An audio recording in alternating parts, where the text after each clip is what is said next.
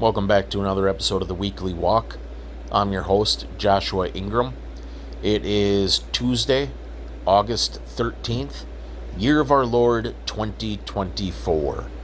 And this is episode number 110. I know I've talked about this issue before on the podcast, but I was thinking about it from a different angle a couple of days ago. And I kind of got excited thinking about it this way, and so I wanted to talk it through. It's on the issue of the gift of singleness. So one of my brothers was talking to me about how great marriage is, and he's just celebrating his marriage. That's his gift, and that's all good and fine, but I think there's a bit of inconsideration that married people don't realize when they do that to a single guy. It's kind of like because having a godly wife is a gift. It's a marvelous gift. It's probably the best gift that a person can receive this side of heaven. But when you're talking to single people, it's kind of like you're rubbing it in their face. Like, and I know that's not the intent, but that's what they're doing. And they're like, hey, look what I got, and it's like, it creates room for discontent and for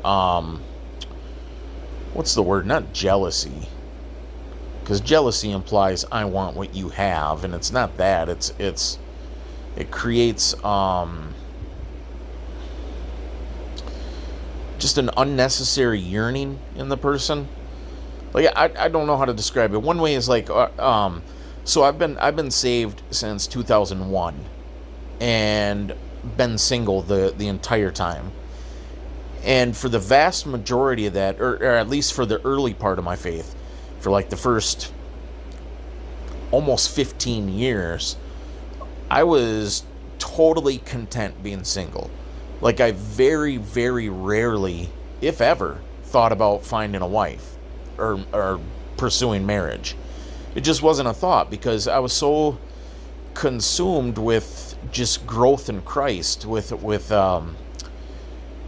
just seeking Him and learning how to do this walk and growing in Him and celebrating Him, and just studying the Scriptures and growing was the main focus of my life.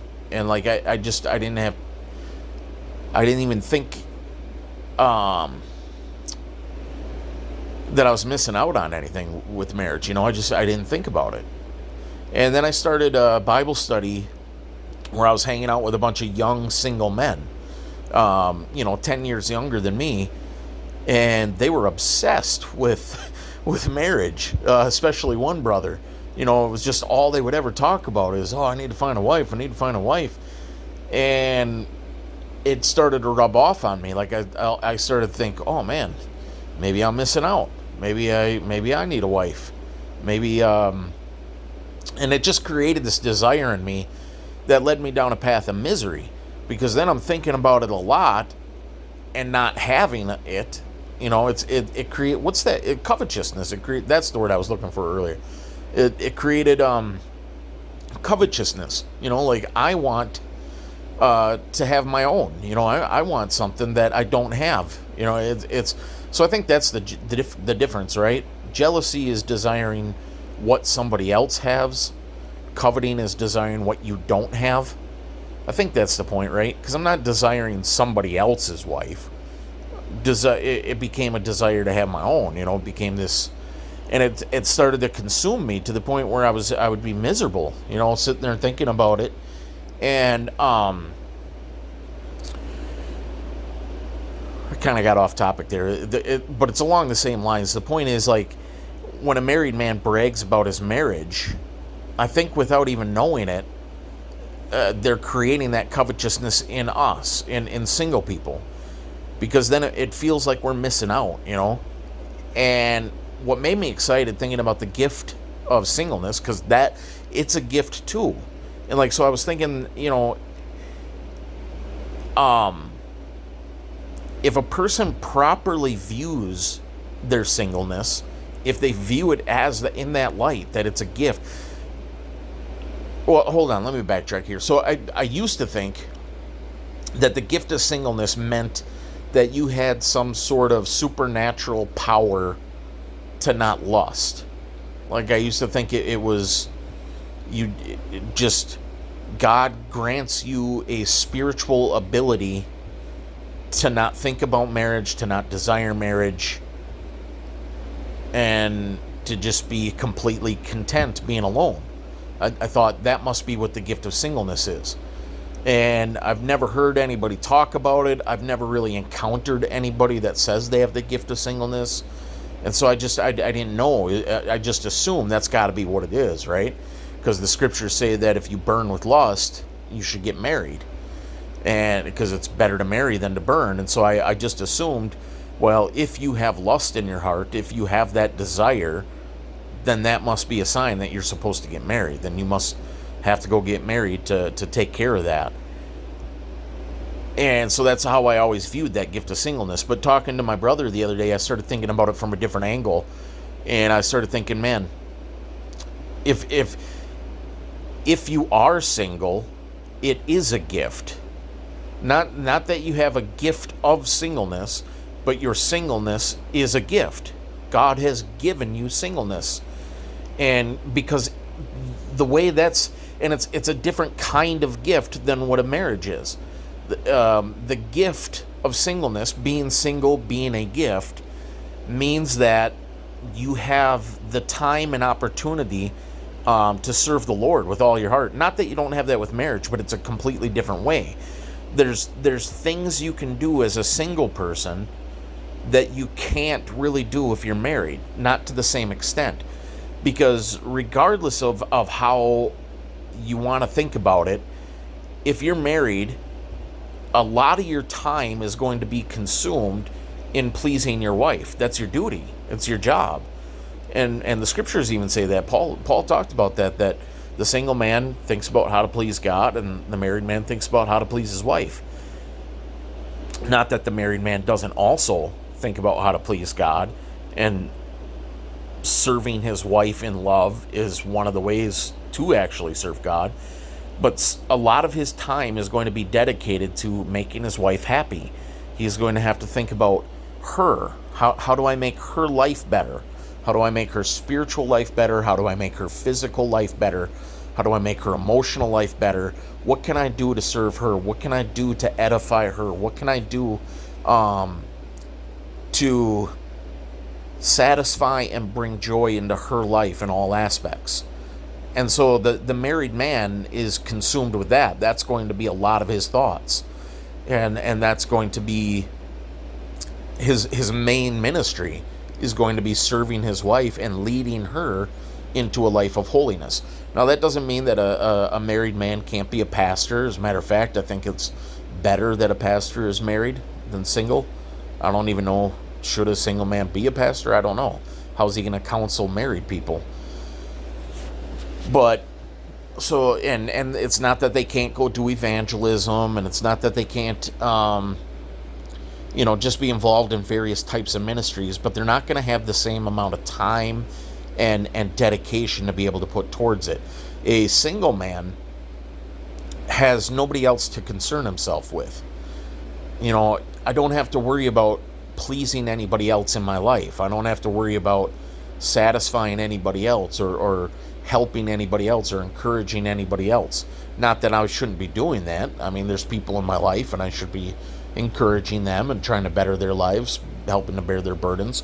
But the vast majority of my time could be spent serving the Lord. Now, that doesn't mean that I don't fail in that and waste a lot of time. But, as I was telling this brother, married men do that too. That doesn't mean that I don't have the gift of singleness. It just means that I'm abusing my gift.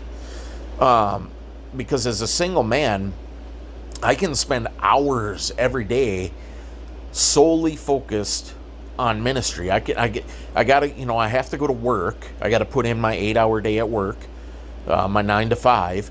But then after that, if I'm sleeping 8 hours a day, I've got another 8 hours that I can dedicate to ministry, that I can dedicate to the Lord.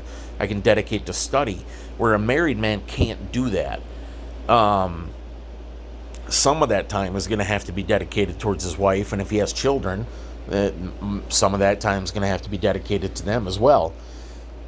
So viewing singleness as that, as a gift from God to serve him with all of my time, with all of my heart, with all my effort, without distraction, without a dividing up of it, like if there's a pie chart, and you got that 8 hours for work and 8 hours of sleep, and you got 8 hours of free time. A married man, his pie chart's that 8 hours is gonna be divided up even further. He's gonna have to have part of that time for the kids, part of that time for the wife, and that doesn't mean that he's not doing spiritual things. He should be. A spiritual man should be doing spiritual things all the time. So he's going to be spiritually focused while dealing with the kids, spiritually focused while dealing with his wife. But it mitigates. Is that the word? I feel like I used that word twice today.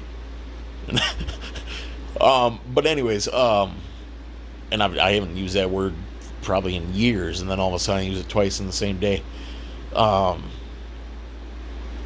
His pie chart, he's going to have a smaller portion dedicated to just ministry, or a smaller portion dedicated to just reading or praying.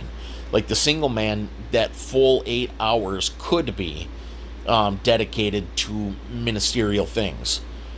And so viewing it like that, viewing it as I have this gift that a married man doesn't have. The Lord has given me a gift. And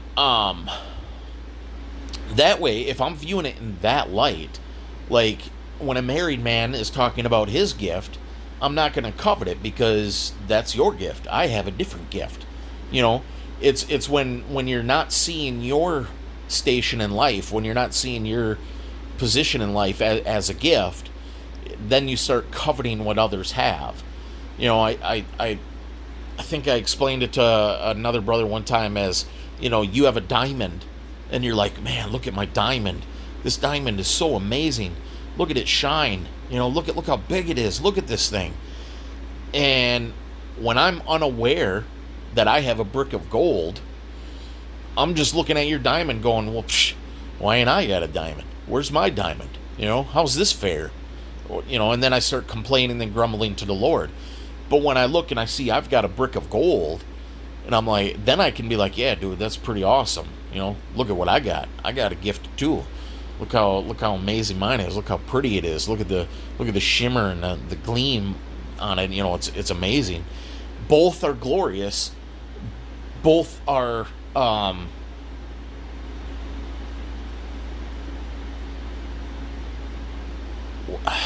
don't know what the word is. Both, but glorious is the word, I guess. Both are amazing. But they're different kinds of gift made for different kinds of people. Like, not everybody is going to have a diamond. It appears in society that that's the way most people go. So apparently most people are designed for marriage, and God gives them a diamond, and that's great. Celebrate that. Be cautious though. Make sure, because like I say, when I'm not aware of my gold, and a married man's bragging about his diamond, it just stirs up all sorts of covetousness in me. And that's not the brother that's bragging. That's not his fault. But he has to be aware of that. Like, just be cautious, It's I don't know, maybe the fault's my own, not his. I should be thinking about my own gift. But, so I guess the problem comes is because a lot of married people will then just start pressuring you. Like, well, you should get a diamond. How come you ain't got a diamond? You need to focus on getting a diamond. And that kind of attitude is what can be wrong. Like, let the brothers in singleness celebrate their gold. And if it's not that I'm opposed to marriage. If at some point God brought a godly woman into my life, and there was an attraction, and there was a connection there, and I felt like the Lord was leading me towards marriage, I would get married. I got nothing against marriage. I see the beauty in marriage. I see how nice it would be to have a helpmate, somebody to pray with, and somebody to encourage me, and somebody that I can encourage, and we can edify each other and just like grow together. That's a beautiful thing. But in the meantime, I'm going to celebrate this gold that I have. I'm going to celebrate that the Lord has given me a brick of gold, and I've got something that married people don't. I've got this opportunity to do ministry every day. I can do something every day, and I can spend a lot of time just focused on the things of the Lord, and I can be just in that, celebrating that, and not coveting what somebody else has, like just saying, well, that's their gift, and I guess it all comes down to just celebrating each other, but not trying to pressure each other to be like each other. Not everybody's a foot, not everybody's a hand. We all have different gifts. We all have different callings. We all have different zeals. We all have different passions, and there's nothing wrong with having those differences. There's nothing wrong with somebody being called towards teaching and another person, like as I was telling him, it's like the same thing. I see a lot of people that are involved in the anti-abortion movement, especially like I think it's like the AHA or whatever, the Abolish Human Abortion Ministry, and street preachers that go and protest in front of abortion clinics and whatnot. And that's a good, glorious thing. Abortion is a wicked evil. But a lot of times, from what I've experienced with these people, is they'll look down their noses at people that aren't doing this. Like, hey, how come you're not out here protesting with us? Don't you care about babies? Don't you see how evil this is? How come you're not talking about this all the time? How come you're not proclaiming this? And it's like, well, hold on. That's your calling. That's your lane. That's your gift. Yes, all of us should certainly call out abortion for the abomination it is when that opportunity is present in our lives. But not all of us are called to go specifically into that full-time ministry. Or street preachers in general sometimes will look down their noses at people who don't go street preaching. Like, well, how come you're not out preaching? How come you're not out telling people the gospel? How come you're not out on the street corners? Well, hold on. That's your particular field. That's where the Lord has called you. That's your gifting. And it is good, and it is great, and it is necessary, and it is amazing. But not everybody's going to be called into that. Not everybody's going to have that same zeal and gifting. Some people are going to be gifted in leading a wife in marriage. Some people are going to be gifted in raising up godly children. Some people are going to be gifted in that particular field. That doesn't mean that it's for everybody. Some people are going to be called towards evangelism. Some people are going to be called towards teaching. Some people are going to be called towards music ministry. Some people are going to be called towards artistry, doing paintings for Jesus or writing poetry for Jesus. Some people are going to be called to just pray. We call them the prayer warriors, people that just have a zeal and a hunger to be in that prayer closet all the time. Some people are going to be called towards giftings. Some people are just going to want to give money to fund ministries. Some people are going to be called towards taking care of the homeless. We all are going to have our own zeals, our own passions, our own callings, our own fields that we're moved and motivated in. And I think singleness often gets shunned or ignored or looked down upon as if it's something it's disregarded. It's not viewed as a gift. It's viewed as almost like a curse. It's viewed as, well, how come you're not married? You need to get married, instead of just celebrating it. Like, this person has, and it may only be for a time. Like I say, who knows if the Lord's going to bring a wife into my life? I don't know. I'm getting kind of skeptical. I'm getting up in the age here, but that's fine.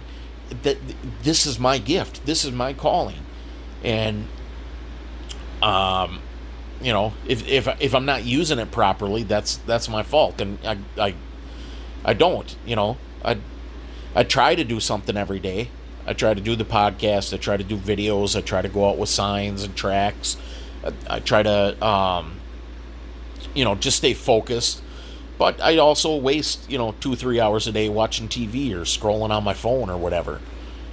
So, But married men, they screw up their lives too. They don't spend all their time focused on their wives or children. They do selfish things too. So that's not unique to the gifting.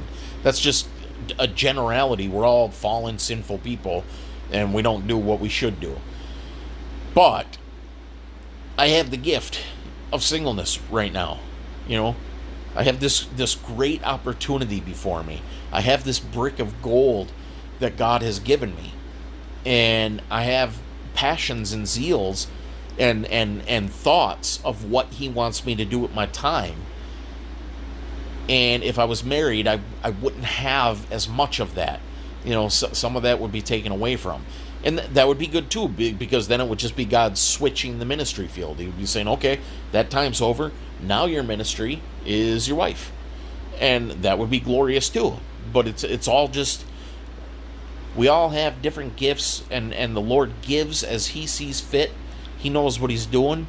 We need to just trust Him and rejoice in it.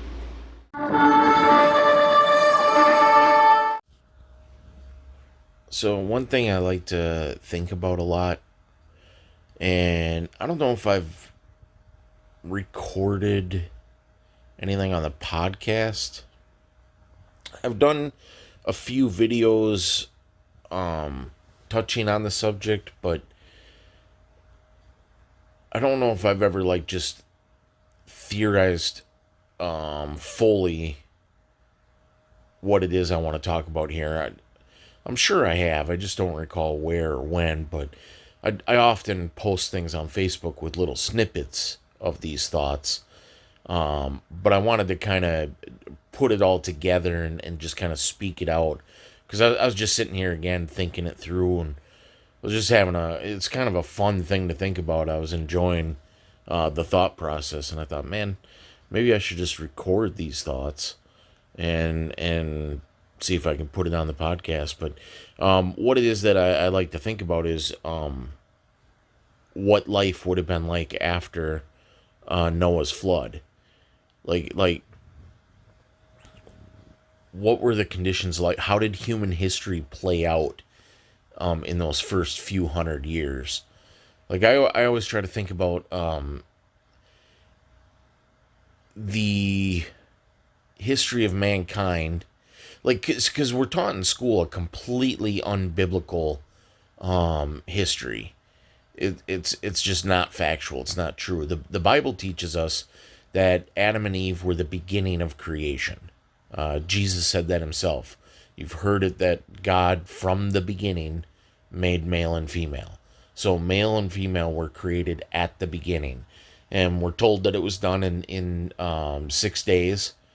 And those are literal 24-hour days. It's nonsensical to try to make it ages. The Christians that try to argue for old earth and stuff, the only reason they do that is they're trying to compromise with evolution. They're buying into the pseudoscience, the fake devilish science of evolution, and so they feel like they have to compromise the Bible. They have to twist the scriptures to fit this scientific theory. And in doing so, they destroy a lot, because they destroy the gospel. Because if the gap theory people or the old earth people are correct, and evolution fits the biblical scheme, well, then what they're saying is that things were dying a long time before Adam and Eve. Dinosaurs and woolly mammoths, and there was millions of years of life and death prior to Adam and Eve, if you buy into their theory. And that destroys the gospel, because the gospel says that Adam and Eve's sin brought death. Death is the result of sin. It's the consequences of their sin. And Jesus came to reverse that curse. Jesus came to defeat death, to undo what had been done by Adam and Eve. But if there was death prior to Adam and Eve, well, then death is obviously not a result of sin. It's a result of something else. How did death come into the world if it wasn't because of an Adam and Eve sin? It confuses everything, and it's like people hear, growing up in school, you're taught dinosaurs were millions of years ago, and you're taught the geologic column, and you're taught radioactive dating, and it seems so accurate. It seems so scientific that unlearned people get scared and think, oh man, you know, what are we going to do about the biblical account? Because the Bible clearly teaches that the earth is about 6,500 years old. If Adam and Eve are the beginning, you can go through and count, like a complete record of lineage was kept from Adam and Eve to Noah, from Noah to Abraham, from Abraham to David, from David to Jesus, and from Jesus to now. We've got a complete history. We've got a bloodline traced all the way back to Adam, and ages are given of when they had children. So and so had this child at this age, and then so and so had this child at this age, and you can go through and you can add up all the ages, and you get about 6,500 years. You can't get a precise date because there's just some minor technicalities, I guess you would call them, where it's not an exact thing, but you can get a rough estimate, and it turns out to be about 6,500 years ago. And so that's when history started, and then history was reset when God sent the flood during Noah's time. The population was completely wiped out. The earth was completely flooded, and Noah and his lineage restarted everything. And that happened about 4,400 years ago. Again, we have specific records in the scriptures that tell us that. And there's the sciences really back this up. You can look at, they take radioactive dating and they say, oh, that proves that the earth is millions and billions of years old. Like the potassium argon method shows that earth is 4.6 billion years old, and blah blah blah. But what they fail to tell you is that radioactive dating doesn't work. It's imprecise. It's false because it has to assume, like there's like the carbon method that they use, which supposedly can only be used to date things up to 14,000 years, and or is it 1,400? No, it's 14,000, right? Yeah.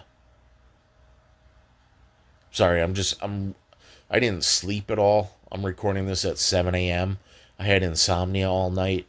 I've been up all night long, and so I apologize if I stumble or slur my words or whatever. But there's so the carbon dating method, for instance, assumes that the amount of carbon in the atmosphere is leveled, but that's not true. It's like the carbon the carbon levels in our atmosphere are still changing. So it's not a uniform science. You can't go back in time and use today's carbon methods or carbon levels to date something from before, because the carbon in the atmosphere was different before. And you also, in order to radioactive date something, there's something called parent and daughter atoms, which I'll admit I don't fully understand, but I get the basic concept of it. That you have to assume that whatever you're dating doesn't have any daughter atoms in it, and that's a false assumption as well.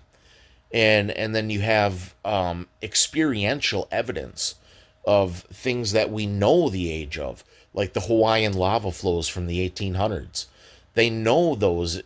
There's witnesses, there's record, there's history that we know those occurred in the 1800s. Yet when they date them, they turn out to be like millions and millions of years old. Or they'll take like a woolly mammoth that they find, and they'll date one leg of the woolly mammoth and it'll be 10,000 years. And then they'll date the other leg and it's 14,000 years.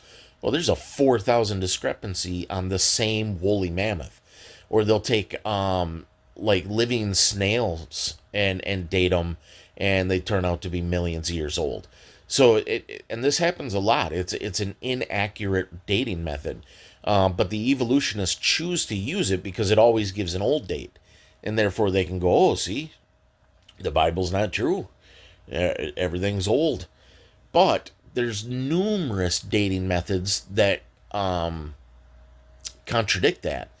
There's things like the Earth's rotation is slowing down, and we can extrapolate backwards, knowing how much it's slowing down every year, and show that Earth cannot be a million years old because it would have been spinning so fast it would have been flat like a pancake.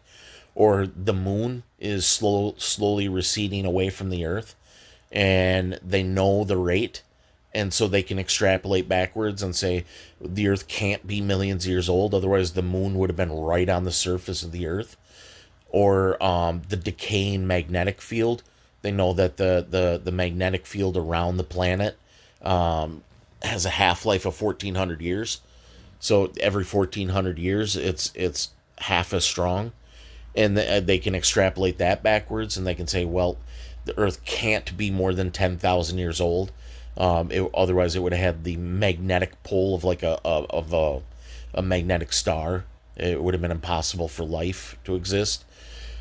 Or things like the population growth, which right now, I think, or at least I read a book, I think it was written in the 90s. So in the 90s, the population, and I'm assuming it's the same, population growth isn't really going to change all that much, unless there's like a world war or some huge pestilence that wipes out massive portions of the population.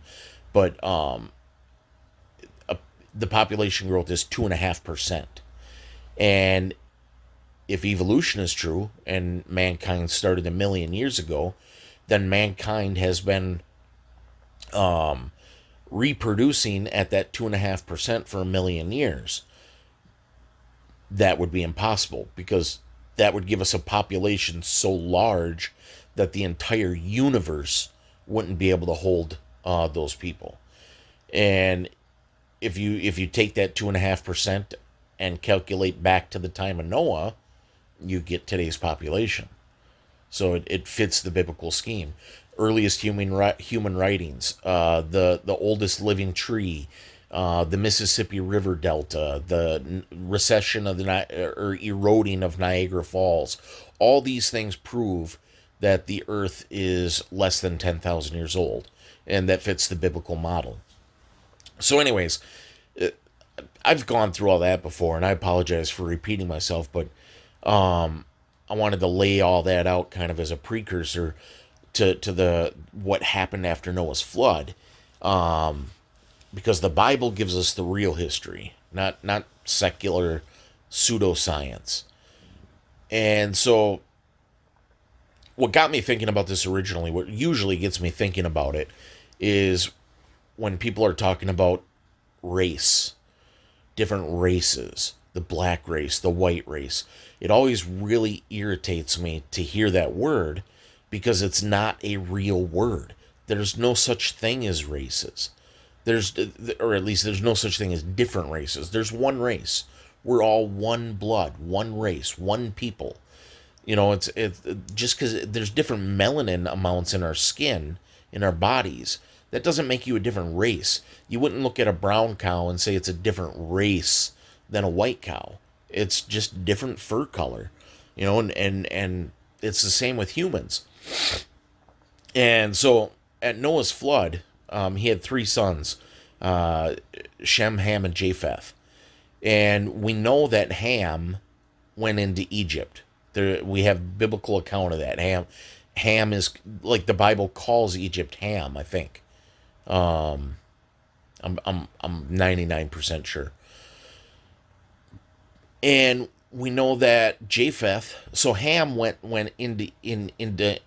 south into Africa. So the African peoples come from Ham, you know, the son of Noah. His brother Japheth went north, and because we know Japheth was the start of the Hebrew nation, and also the Caucasians. So Japheth went north, and his brother Ham went south, and then Shem went east and created the Asian nations. And so as I think that through, I like to try to play it out in history. Like, okay, how did this play out as time progressed? If that was 4,400 years ago, which makes it what, roughly 2,500 BC, right? So let's just say 2,500 BC so that we have a nice even number. In 2,500 BC, they get off the boat and they all go their separate ways. Mainly because resources. Everything's new. There's not going to be a lot, so they're going to be following animals. They're going to be following herds to feed themselves, and that also explains the so-called cavemen, because as these families spread out, they're not going to be able to set up permanent homes. They're not going to be able to build permanent dwelling places and cities and stuff. They're going to be tracking these animals, and so they're going to have to be constantly on the move, which means they're going to be staying in temporary shelters and caves, and they're going to be using disposable tools, things they can make quickly, like using stone. So you'd have stone hammers and stone arrows and things like that. That's the caveman. That's Noah's children following the herds of animals. And as they grow, though, if you think, they know, okay, we need to repopulate, so they're going to be doing their best to breed as quickly as possible. And so you can safely assume that they're going to have a population growth upwards of 5, maybe even 10%. There's just going to be a lot of breeding going on in those first few hundred years.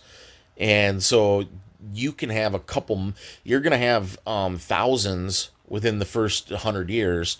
You're going to have millions within the first couple hundred years. And so as that population grows, cities are going to be built, and people are going to continue to spread out. Family groups are going to separate, and cousins are going to go one direction, cousins are going to go another, and just the populations are going to continue to spread out and grow.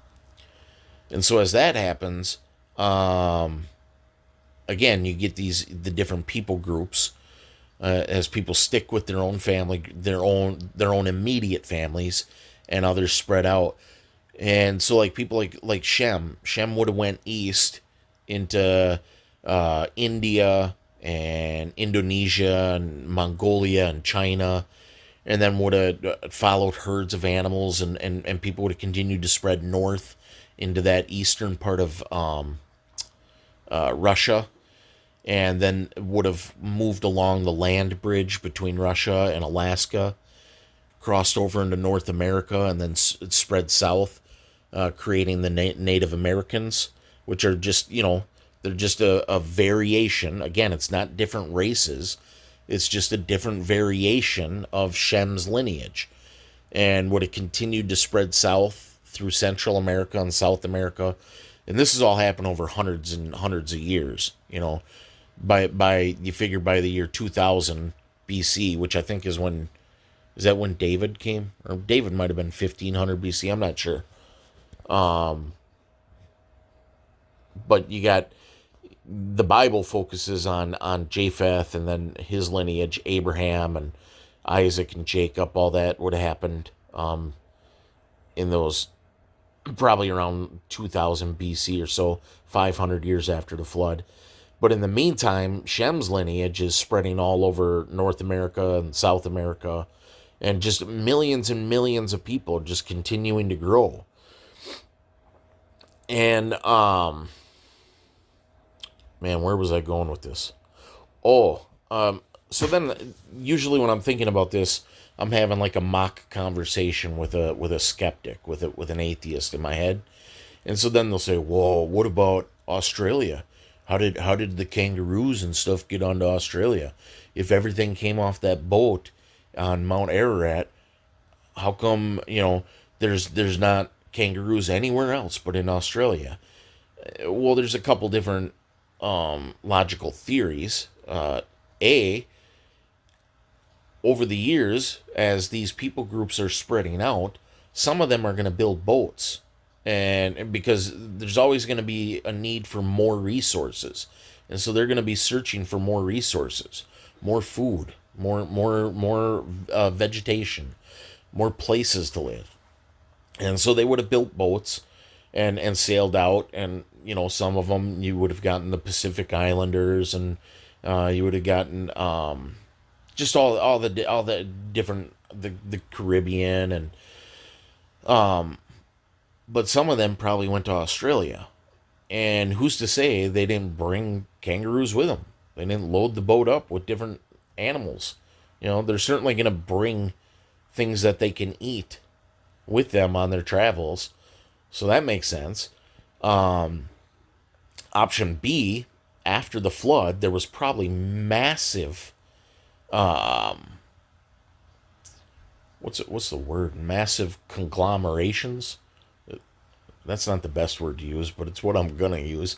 Of wood, like all the trees that would have been knocked down during the flood, and just floating along on the seas, would have gathered together because of currents, and you probably had huge, massive. Like, have you ever seen that big plastic garbage collection in the ocean? Like, it's been on the news a few times. It's huge. It's like an island. Like, the current brings all these polluted plastics into one area, and so you just have this big, huge floating garbage dump in the ocean.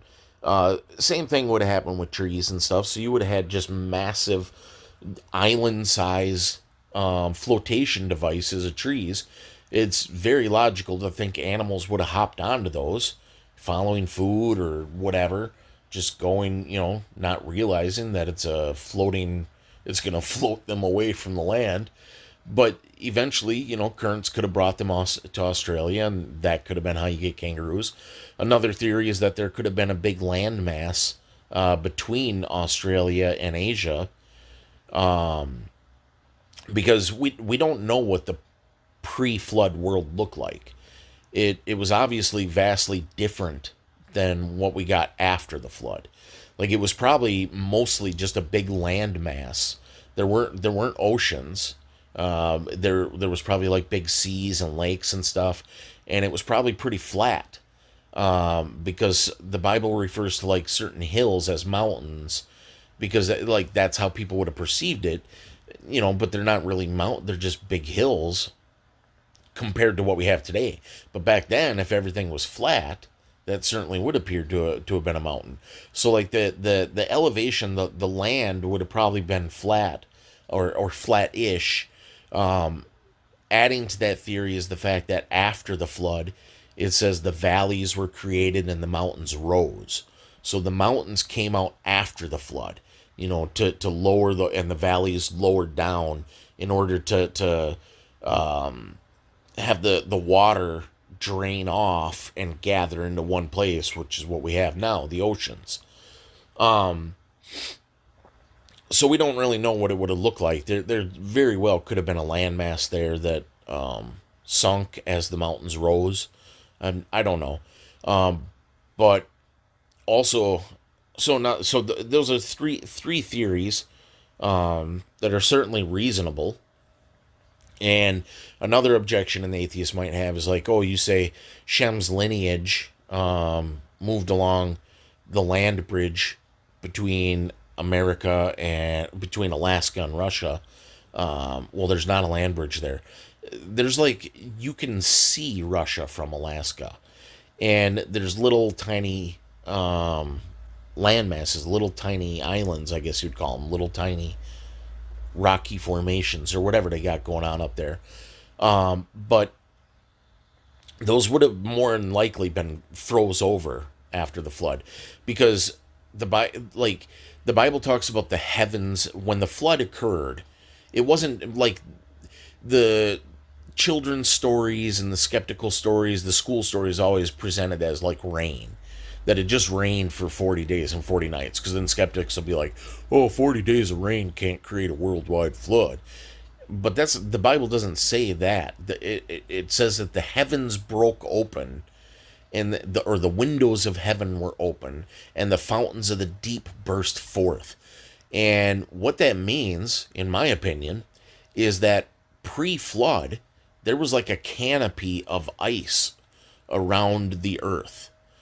And the reason this makes sense to me is because, as Dr. Kent Hovind explained it, that would have created like a greenhouse effect on Earth, where you would have had high pressure and an oxygen rich atmosphere.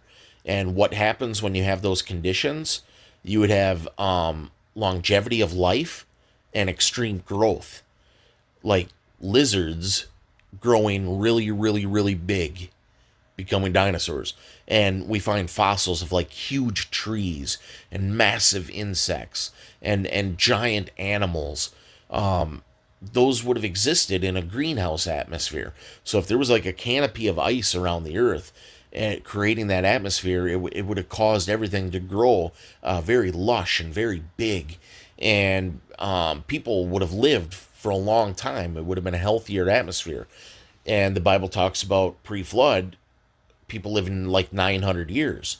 And then you'll notice after the flood, the ages start dipping off real quick. To the point where like Abraham, only lived 100 and so years or whatever. So something obviously changed. And the canopy theory is the best idea I think there is, because when it says the heavens broke open, like that canopy would have burst and the waters would have poured down. And another thing that would have happened, if this theory is right, is that when that canopy burst, it not only would have all the water poured down, but it would have dragged all that cold outer space atmosphere down with it. Like, it would have caused an instant ice age. You ever see that movie, The Day After Tomorrow? Like, how quickly everything freezes? Like, scientists will find woolly mammoths standing in place. Some of them still chewing food, which means they froze instantly. And so this canopy theory makes sense with it, because it would have drug all that cold atmosphere down, and it would have been drawn to the magnetic poles, the North and South Pole, and it would have caused just an instant freeze. And so that's where we get the Ice Age from. It wasn't 40,000 years ago or whatever. No, it was during Noah's flood. And so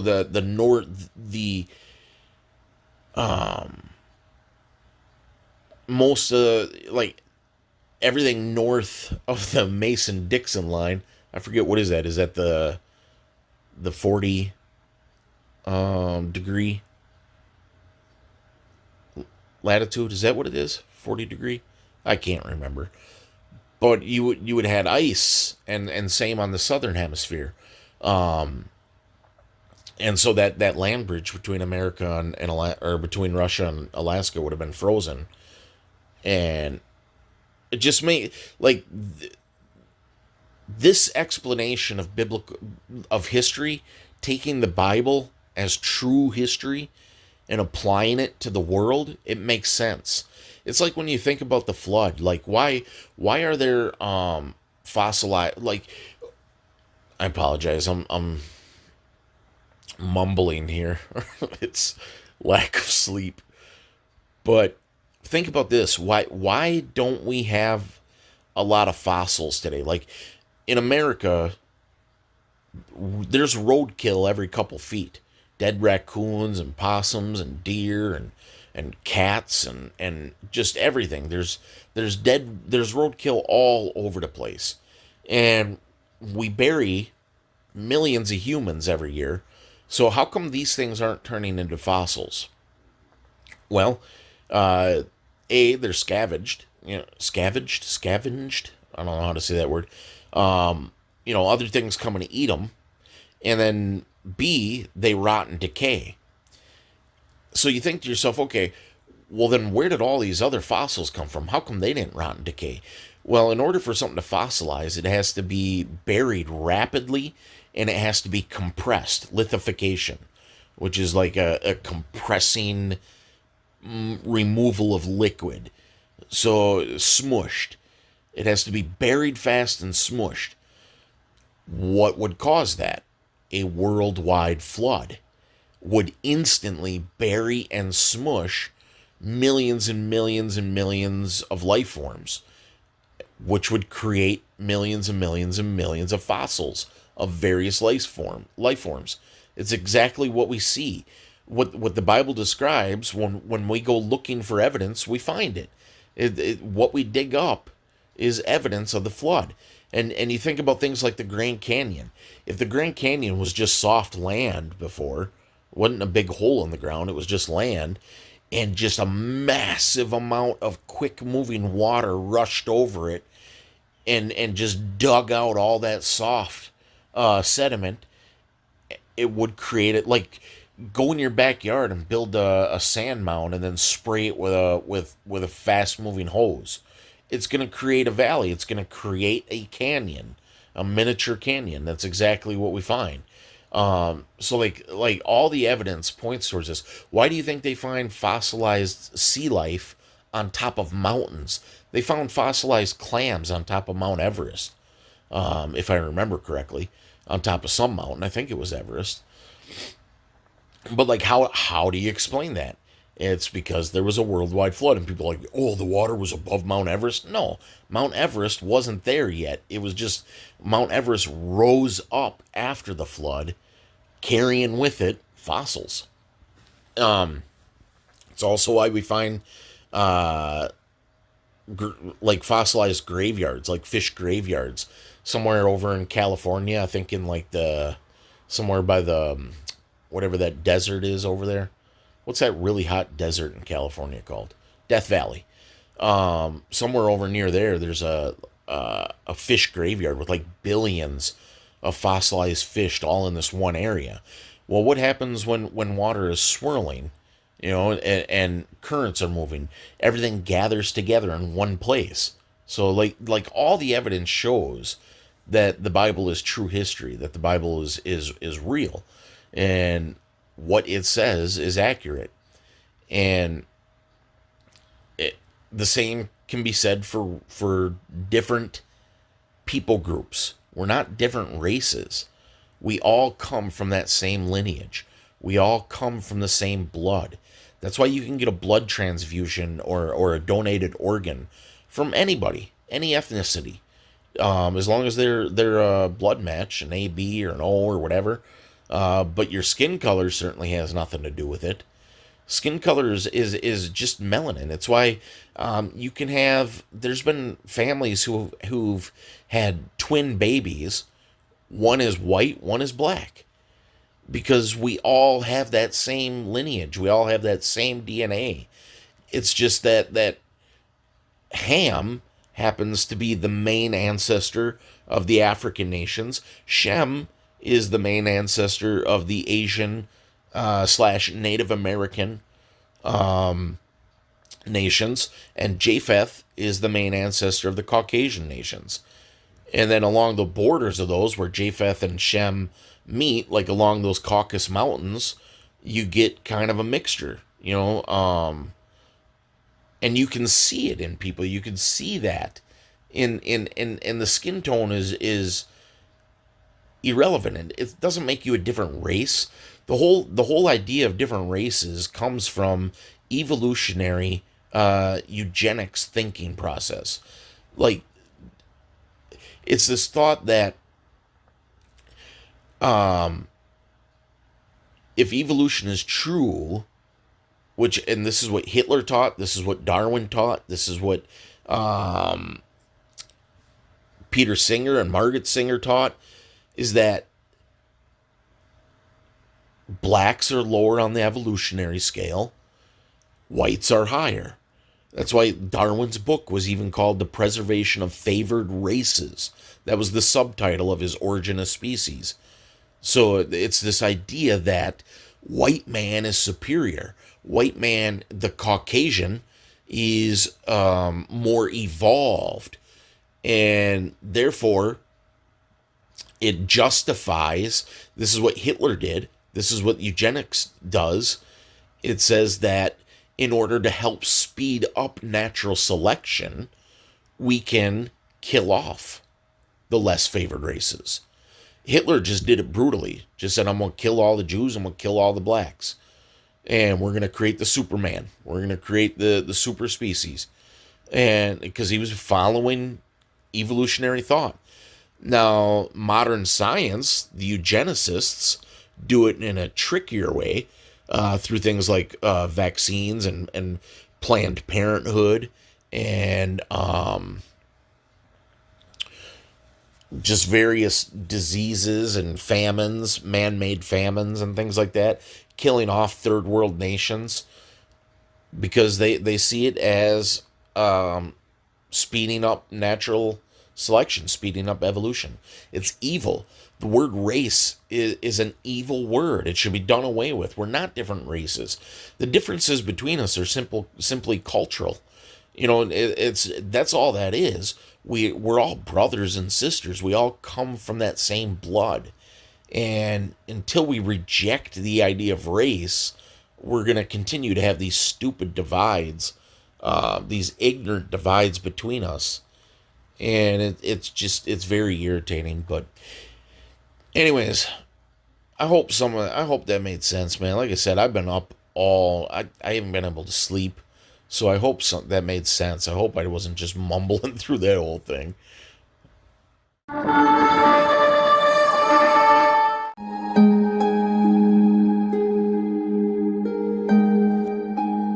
right, that's all I got for you guys today. As always, I truly appreciate you listening. I love you, and Lord willing, we'll talk to you next time.